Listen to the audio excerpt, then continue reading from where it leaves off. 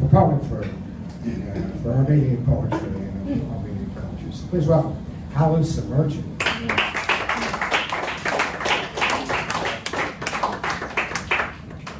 Thanks, George. Could have come in without the jacket. It would have been fine if you did. But I appreciate it. Thanks for the great weather, doing what it does here. It's not a small thing to keep up this Sunday evening thing, and of course, George's incredible anthology.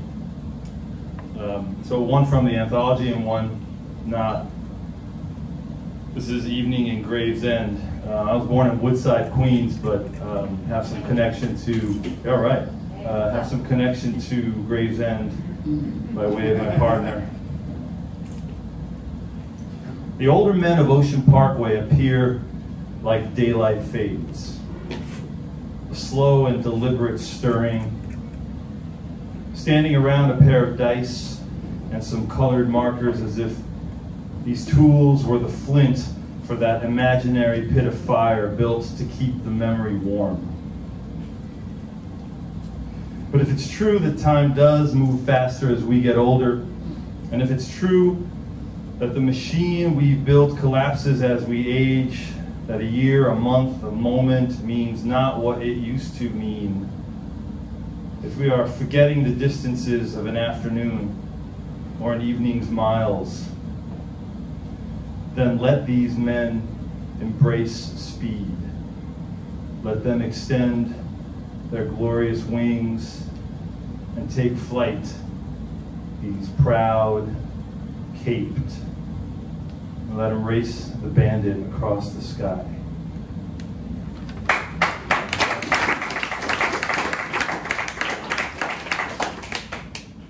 Shift into the East Village now, where I was for many years. Birds of Avenue A. You've seen them, right? The Birds of Avenue A are impressionist painters on a date with afternoon light.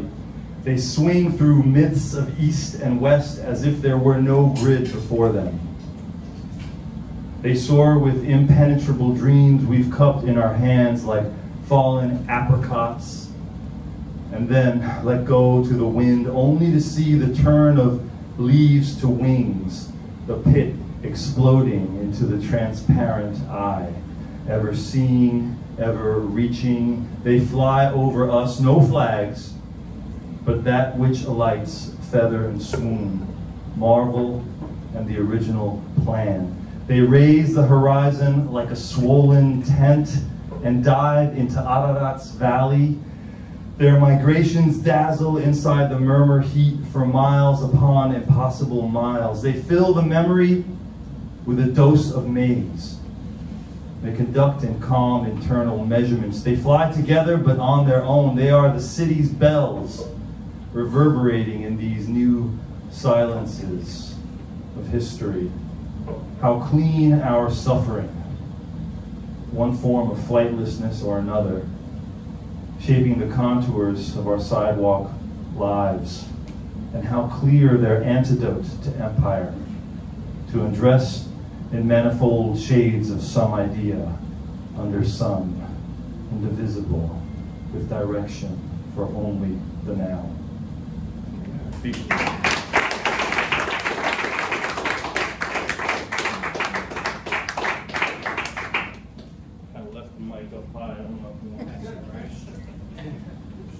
Fifth Street and Avenue A.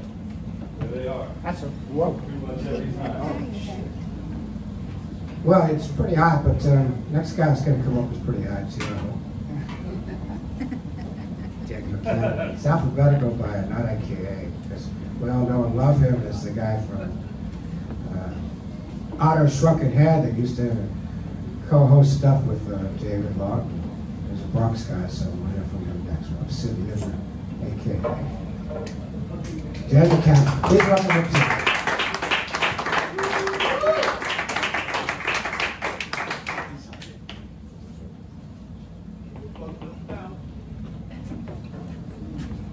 Yeah, well, Dave Lawton was always around, so I guess it seems as if he was my feature, my co-host.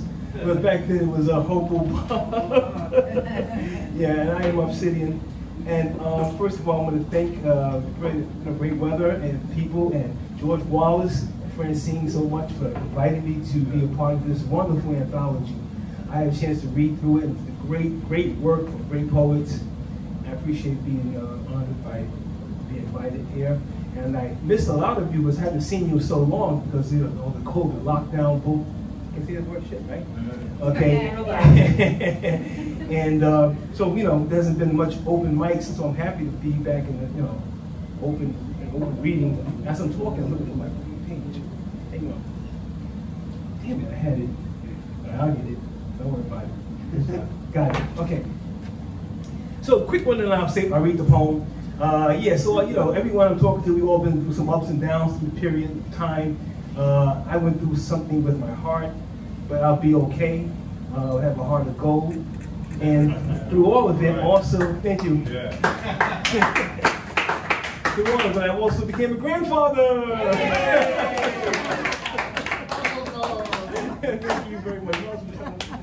All right, so anyway, let me read this poem and get the fuck off the stage, right? This one is entitled A Train Away. Glasses. Not like it used to be in the 90s, guys. I was on the D, heading south, out of the boogie down. I had a book.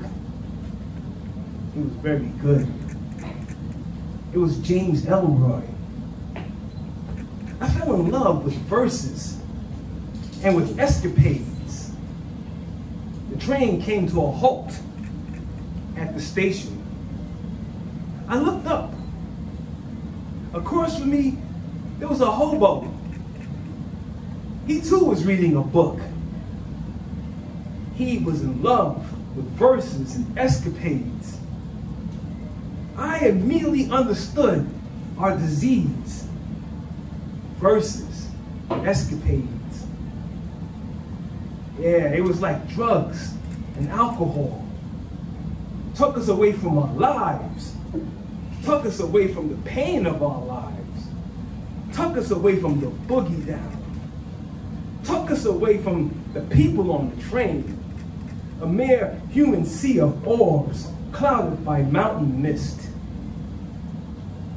The train stopped at 59th Street in Columbus Circle.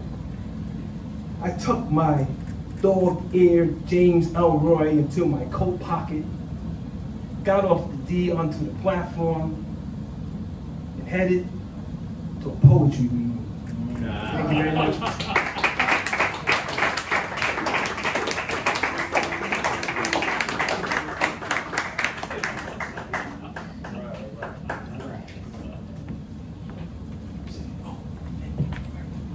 I should attest to New Jersey after all.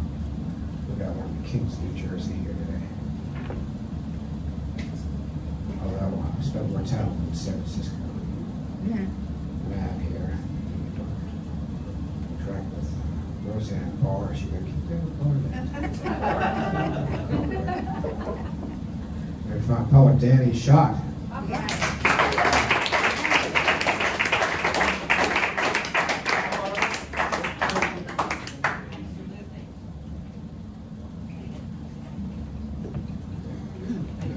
Thank you. I'm really pleased to be in this anthology. And yeah, I'm from New Jersey, but I'm from the Bronx, really. Is that a rhyme about high pressure? It is. It is. I'd like to thank George and Francine for all that you did to bring this to fruition. It's really amazing. I'm going to read this poem, and then I think I'm going to retire it for a while because I got a lot of mileage out of this. It was written, actually, I'm going to be reading tomorrow evening at Swift Hibernian Lodge as part of the Phoenix reading series, and I'll be reading my own poems. Wait, that's really stupid sounding. This is my own poem. Like I said, I'm going to retire. It's my own poem. but I'll be reading other poems tomorrow. Anyway, it's 6:30 tomorrow at Swift's, which is on East 4th Street. And this is for my friend Larry Kelly. And honestly, when I wrote it, I thought he was going to die. He didn't die. As a matter of fact, he was over my house for dinner yesterday. Hope. An open letter to posterity from a minor poet of the 21st century. Moondog said it long ago. Bye, bye, bye, Manhattan. So long, Steve Delachinsky and Steve Cannon, the Grassroots Tavern and Carnegie Deli, St. Mark's Books and Sidewalk Cafe. Say adios to living in a zip that starts with one. Can we hope again to afford a Yankees game, a Broadway play, or taxi across town? Where have all the people gone?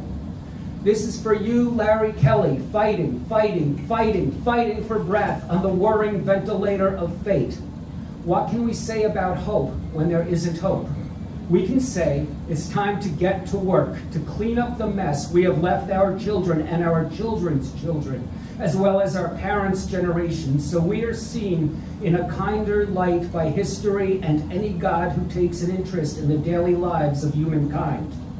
We must retrain ourselves to look for the good in fellow humans, not just mistakes and moments of weakness. We need to remind ourselves the measure of life is the journey undertaken, not the rewards we accrue at any given time. We as a species can still achieve wonders when pushed, and we are pushed in ways not seen in generations. We need compassion and community action while living in isolation and distance by necessity and choice. The screens we're addicted to offer little solace to the lonely mortals we become in spite of our strength as social creatures who once upon a time enjoyed each other's company. Time passes like clouds through a sleepless night, haunted by fever dreams of those we've left behind. The sirens passing by the front of our home, as common as the chirping of birds and back. The morning news infuriates because we know our president is ill-equipped to deal with a crisis that wouldn't be as bad if he wasn't around. Everyone I know is in the process of losing someone dear to them. I wake up every few hours with my chest beating, wondering who's next. Every cough is not the end. Every breath precious. A walk outside the house should not be occasion for an argument with Caroline. I've caught up on reading back copies of The New Yorker and know as much about Bolivian politics and Fiona Apple's mental state as I'll ever need to know. My neighbor, a kindly woman, is shouting at passers-by, "Wear a mask, don't be an asshole." I have phoned my Brooklyn teacher friends and empathized with the conundrum of online teaching while schooling one's own children home from school. We have come to learn that quarantine is not a romantic proposition. There's a time for metaphor and a time for reality, and this shit is real in a way we've rarely seen. The opposite of hope is despair, with fear as a catalyst favored by demagogues and their shady minions. Our survival is unsustainable if we dread each other, though right now we must protect ourselves from each other by distance and social responsibility. Facebook nostalgia may serve as balm, but hope is the only cure. Because without hope, none of this matters. Without hope, none of this mattered. Thank you.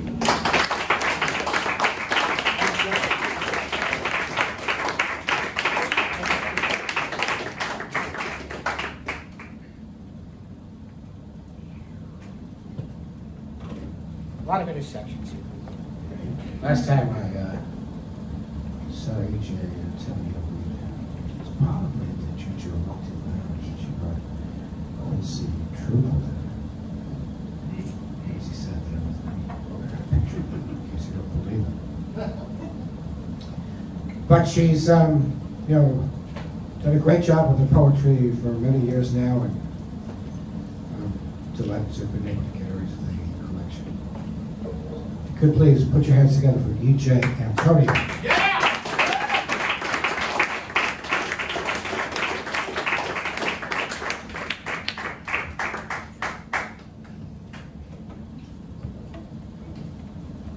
Good afternoon, y'all. Hello, EJ. Can y'all hear me? Yeah.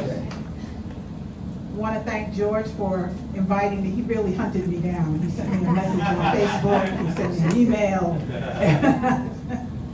And said, send me something for this. I was like, okay. So I'm not reading it from the book because the eyes aren't what they used to be, people. So I'm going to use this bigger print copy. It's called On the Underside of the Brooklyn Bridge. Music echoes from jazz alleys, drips from concrete columns, paints the haints on notice, calls them one by one to stand judged, all their transgressions caught in the dark matter of 32nd and 16th notes. On the underside of the Brooklyn Bridge, graffiti collides with the low tones of a bass, washing the worn-down docks clean of their crimes. Shadows dancing with ladies of the evenings, stormy skies as their Johns refuse to pay and their pimps refuse to accept the truth. Don't nobody win if the tide don't tango with the moon.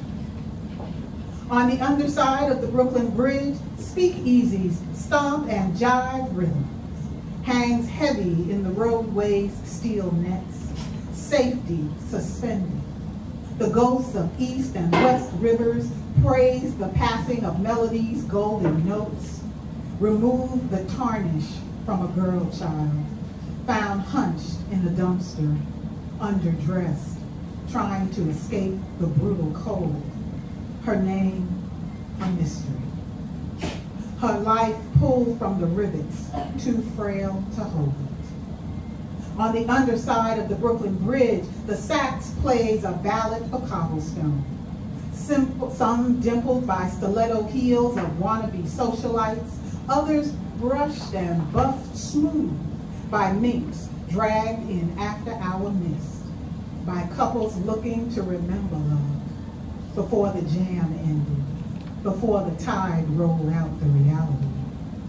Their youthful promising smiles turned into old everyday excuses and insatiable yearnings for the dream never caught. On the underside of the Brooklyn Bridge, he is a flash in a warehouse window, shadow dancing. His arms move from memory. He sees her shimmy a samba as if she were wheat in autumn's breeze. This vision lures him to try again. He hits redial on the phone, holds on until her voice on the answering machine turns to beep.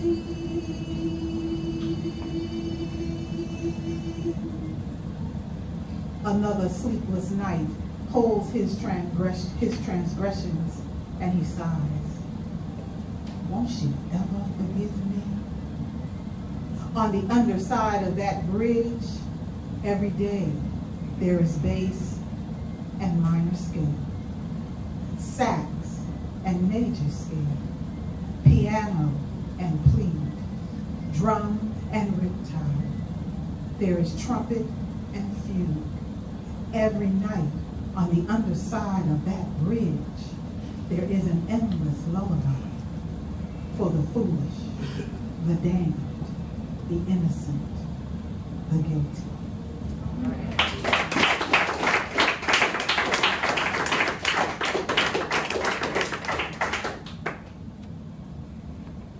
So I'm going to stick with a New York poem. I grew up in East, Central, and West Harlem, the Bronx, and then I moved to Westchester.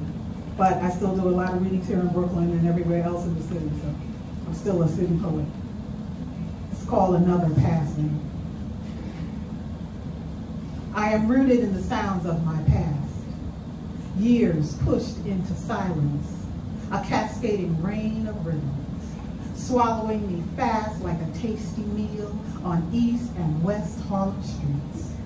Me, a flightless bird, thin, gawky-limbed fledgling trying to find balance between the music perched on every corner. Gospel, the blues, rhythm, and more blues, sharing space with bachata, salsa, mambo, rumba. How have I managed to walk the high wire between infant and elder? When these sounds twist me, shift me back and forth, throw me into girl-child memories. Every year, I am anchored in an unscalable tide, roaring mute echoes of my dreams deferred so often through decades, they faded into the frayed edges of old photographs. Blurred, almost forgotten, as midnight at New Orleans fleur-de-lis descends, unfurling me into another 365 days of new arias waiting to bloom. I breathe in, breathe out, my ever-swelling past. Thank you, George. Thank you.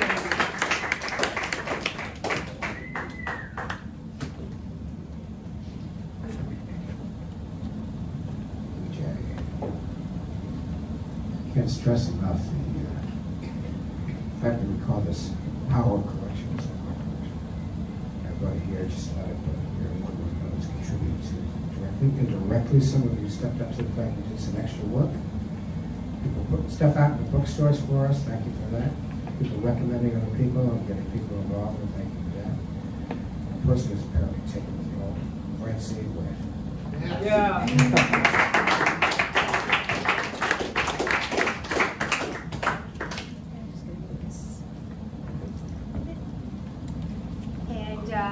Thank you, George. And I really want to take a moment to just sort of say that just about a year ago, I was talking to George, and he was telling me about this idea he had about an anthology of New York City poets. And then, you know, he was talking about, you know, submissions, and then he was, you know, curating it, and he, you know, then editing, and all these things. And I was just watching all these steps. And I sort of stepped in at the end part where, you know, let's set up some readings, you know. And so I've been in sort of the reflected glory of all this. But I just want to like say this is just an amazing anthology that George has put together. So, thank you. So I'm going to read two poems, and one was one that didn't get into the anthology. But, so, because he said, well, you know, submit 3 poems, so I wrote 3 poems. So this first one's called Crossing. It was originally called Feeling Groovy, but Crossing. When they renamed the 59th Street Bridge, my father will have none of it. Tells me they got the Triborough too. My weekly visit to Queens, my parents in their garden apartment, same pole lamp and china closets, figurines and shag carpet. Not one for change, my father. And I think back to my teenage years, me 16, my sister 12, and all of us driving into Manhattan, that gorgeous quilt, blanket really, that would scratch us, make us bleed if we tried to snuggle in. Crossing the river to Grandma's house, Upper West Side before the condos. My father dropping us off while he circled the block for parking. My mother holding a babka she bought at our local bakery, the warm aroma through the carton, tied up with string and spicing the dirty air. Years later, myself, crossing the bridge back to Manhattan, my weekly visits shorter now because Mom says, your father needs his rest. I think how so much has changed, even with my father foot dragging it not to. My grandmother's apartment gone condo now and worth millions. My father sleeping most of the day, the Daily News open across his chest.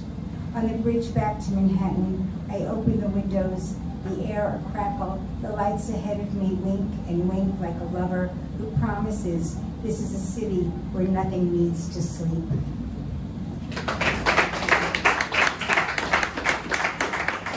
Did you get the Feeling Groovy reference? Because the 59th Street Bridge, or is like, I'm just like that out of touch. Okay. All right. This is the poem that did make it in.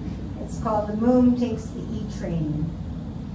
Stumbles drunk from a downtown dive, swirling himself milk into coffee down the stairs and onto the train, and then forgets his way home.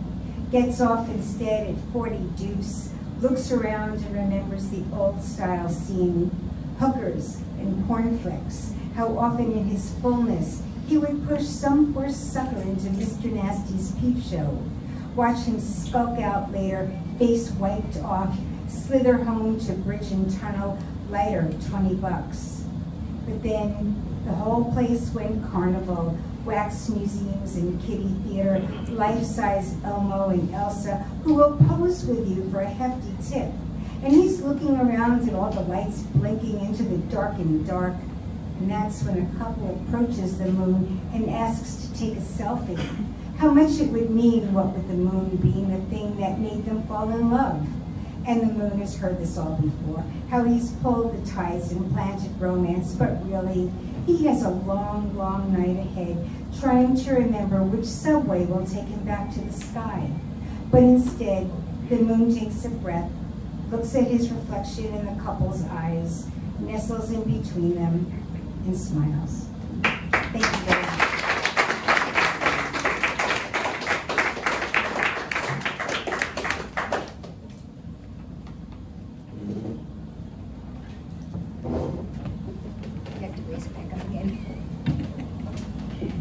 Inmaculada first read with us, AWP.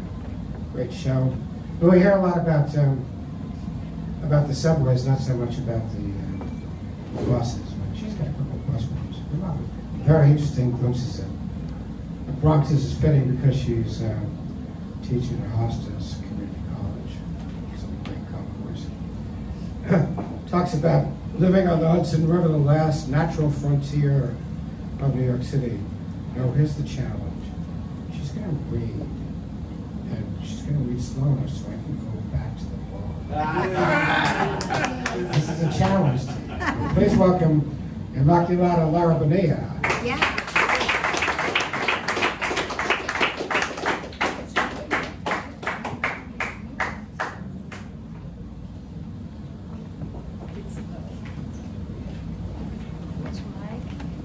Thank you, George.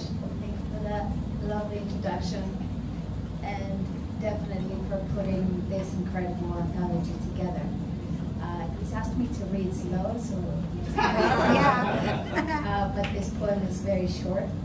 I wanted to read it very short and then a longer one that he hasn't heard. So I'll read the Bronx 19 poem by request. Really a sketch for me. This is Bronx 19.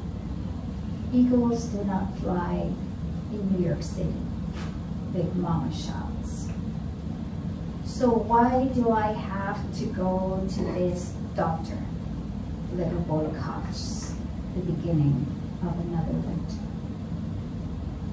Okay, so as a transition to the real Hudson poem that I wanted to read, I'll read another Hudson poem, which is in the anthology. I don't know if you remember last year around this time, I don't know how many, probably hundreds of fish surfaced in the Hudson, the waters of the Hudson, and I wrote a poem about that as we were coming out of the pandemic, of the lockdowns. It's called Silver Liner. It's swayed by bird song. The May sun reveals the squalid bones of a city that hastily pawned its gold. At the light, the bare feet. By evening, untold silverfish shine magically on the receded bank, expired, wilting away, lining the Hudson with a stench. All passed inextricably by the hundreds.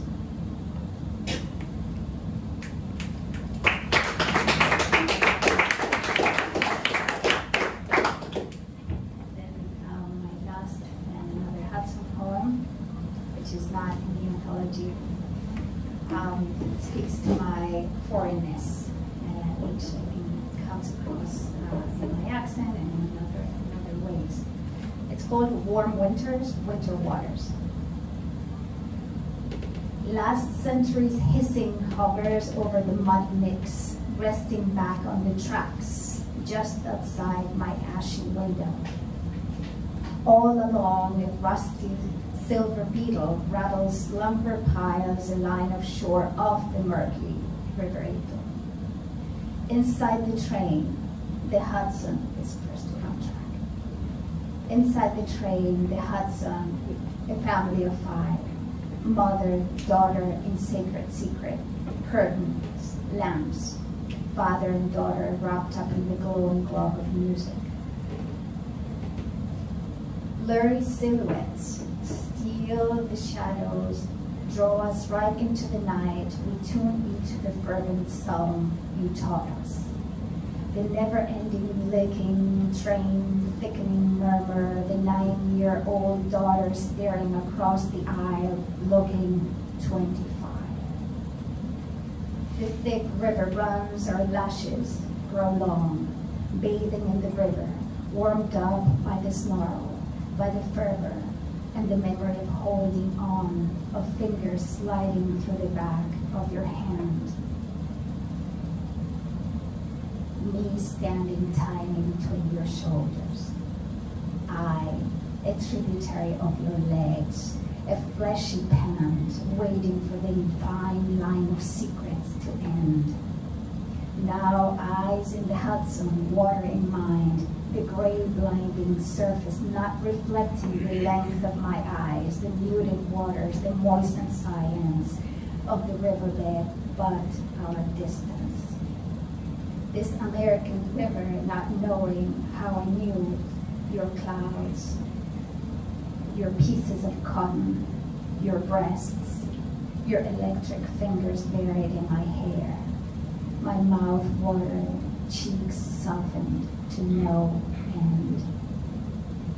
This river of irons, I'm used to the sound of the tile and kitchen tools, not saying how I listened to your evening lessons, how I bellowed through peepholes, through the waves and the wallpaper, through the night, through the light and dark of bedtime, through the river of nightly airs.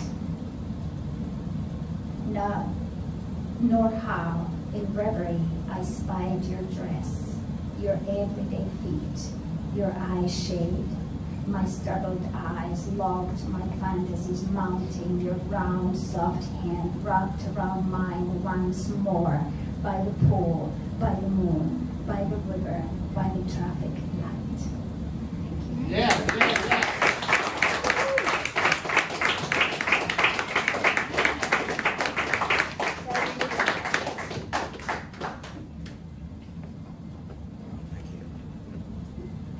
Well, I went all the way to Ireland and back.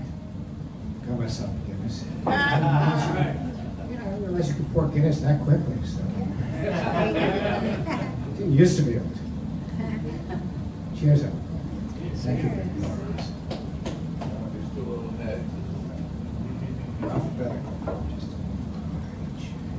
Oh, doing a great job with the Phoenix Poetry Reading Series, and set up an opportunity for us to be doing another one of these events with New York City from the inside. And Swift's Hibernian Lodge. Please welcome Jennifer Juneau.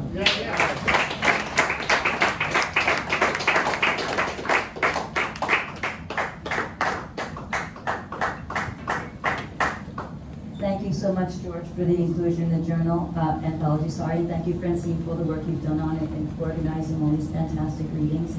Before I begin, I want to say yes, I'm the host of the Phoenix Reading Series every Monday night at 6:30 at Swift's at 34 East 4th Street.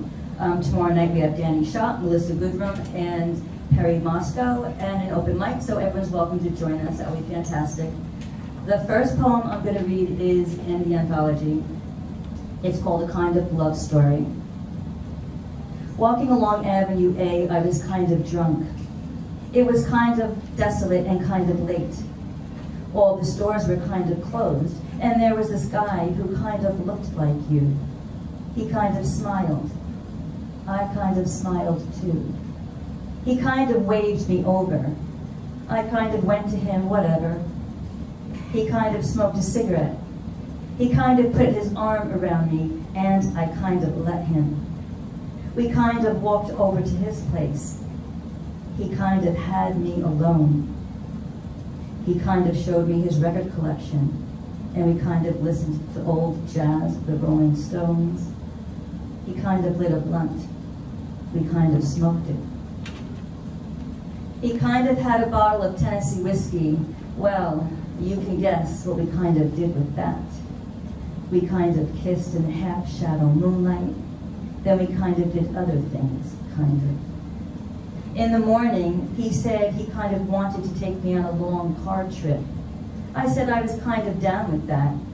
I kind of felt I was in love. He said he kind of felt it too. We kind of packed up everything he owned and skipped town. This, because you stood me up. That was very kind of you.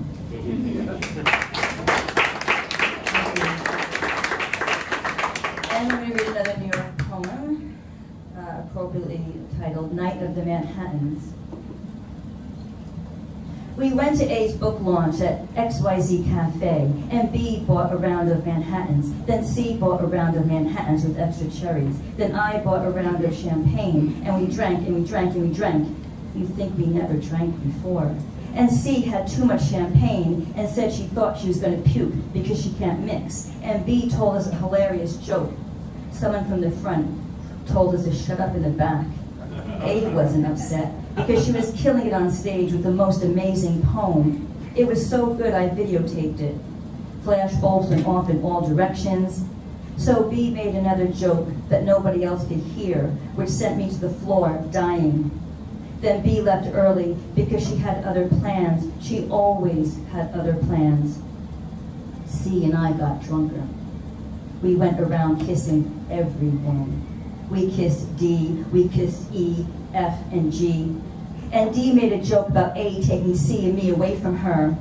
And I said it was her right, after all, it was her book launch. And C flew to Paris shortly after that. And I was left, just me and my Manhattans, with that flute of champagne in between, and no cherry. Thank you.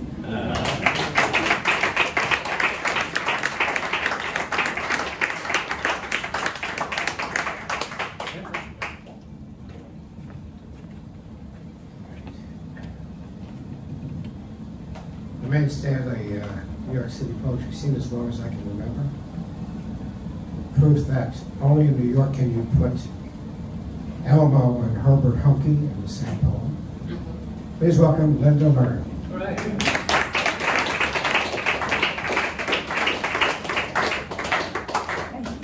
I really love being in this anthology and feel very honored to be included in it. Can you hear me? Yes. I think I might read let it go through the iPad.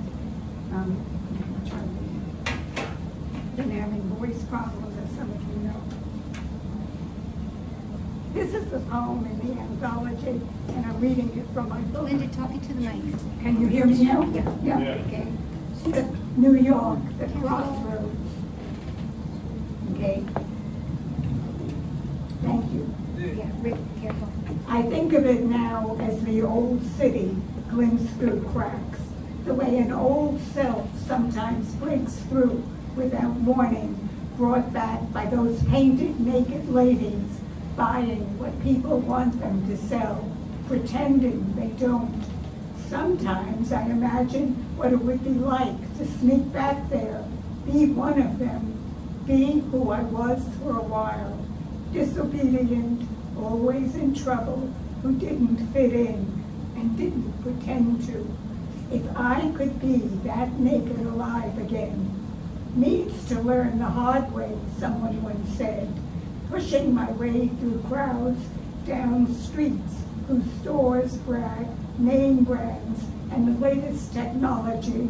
I spot Elmo and the Cookie Monster, looking like cartoons of outlaws, Columbia University wannabes, once studied, mentored by Herbert Humphrey, hitting up a group of tourists in a cash for photo hustle. Something must be done about this. A voice cries out, rushing by, and oh look, there's one of those ladies, heads turning to catch a quick look, fast as it once took to snatch a gold chain from someone's neck to take back home with them. And this was written before, and this is a fairly recent poem, An Ember. I never saw a torch flung out of a speeding car until music from one suddenly burst down a block, igniting everything in its path. An ember from those boombox years of other fiery New York summers catching hold, when New York wasn't the whole world, now catches me off guard, sipping an iced drink to cool off from more than the weather. So loud, it went on for blocks. I kept straining to hear what I didn't want to stop and let back in. Thank you. And thank you for putting together such a terrific anthology of those voices.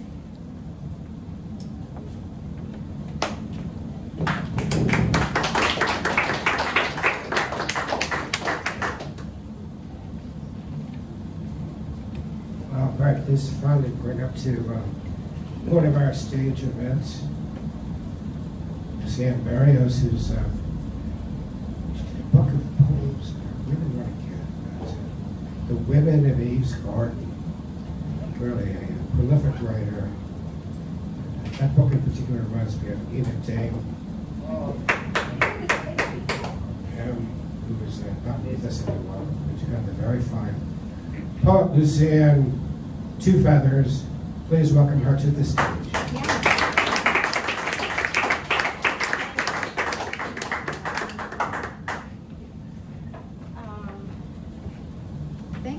Thank you for that introduction. I'm both thrilled and humbled by that. I dedicate every reading I do to Steve Cannon, because without him I probably would not be here or know any of you. He was my mentor for a number of years, and I never even put myself out there until I met him. I've been writing poetry since I was like 8 or 9 years old, and he convinced me to, because we all know how pushy he was in a good way. But anyway, I'm going to read the poem that is in George's book. Thank you for that so much. It's called Captive. Maybe we all have a bit of Stockholm syndrome. The culture that has kept us captive is the one we emulate, aspire to protect. Bleach skin, straighten hair, adopt their ideology, strip dialect from tongues, made mild of spices to appeal to their taste buds. Fell in line. Even the ones we think speak change are a tinge too light. The safe kind, the ones that appeal to the masses, knowing well who they are. They're the ones that own your information, own your freedom, own your history. That's why many pages left unpublished of an ancestor's truth and troubles, hurts and triumphs. To protect the image of the image we protect.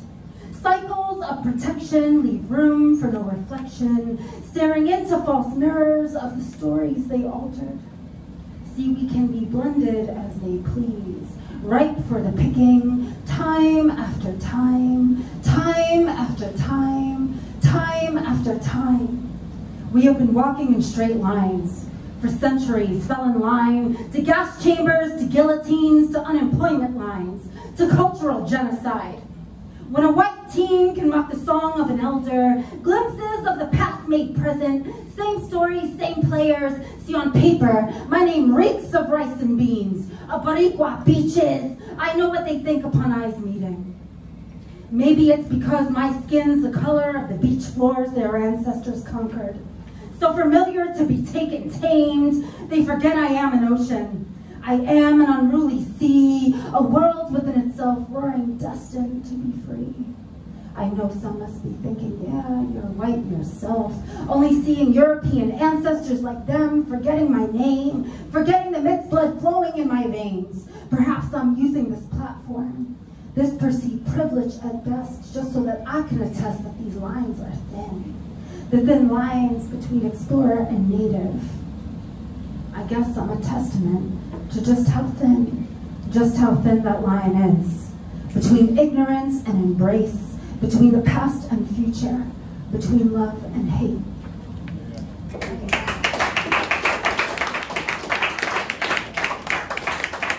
I'm going to read another New York poem that was in my first book from 2017, which we published, called Ode to New York. I love my city and I love my people. Some don't know quite what to make of us. Angry, in a rush, rough, hard. Yes, we are hard. We are hard with heart. We were born in a city that is hard as its streets. We grew up in a city that is at times unforgiving. Is icy, but alive and moving, sharp yet soothing, like bubbles in champagne. I love my city and I love my people. We love like no one else can, with a fierce loyalty, unmoved even when most cannot see what's to love. We love our city steadfast, even though many come and love her fleetingly, as a whore they claim momentarily for their own personal gain, their own moments of satisfaction, to make it big, as they say, to quench their own desires and dreams, and she gives and gives while the dreams take and take, and I love her. For all that she was, all that she is, always holding her true self close to chest, an exactness only few can see or could ever know. Even when she's the next big thing, the place some dream to be, we love her. Not for what she is in our imaginings, but what she has always been. Our mother of mothers, our lessons, our danger, our safety, our beginnings. The very thing that shaped my eyes on life.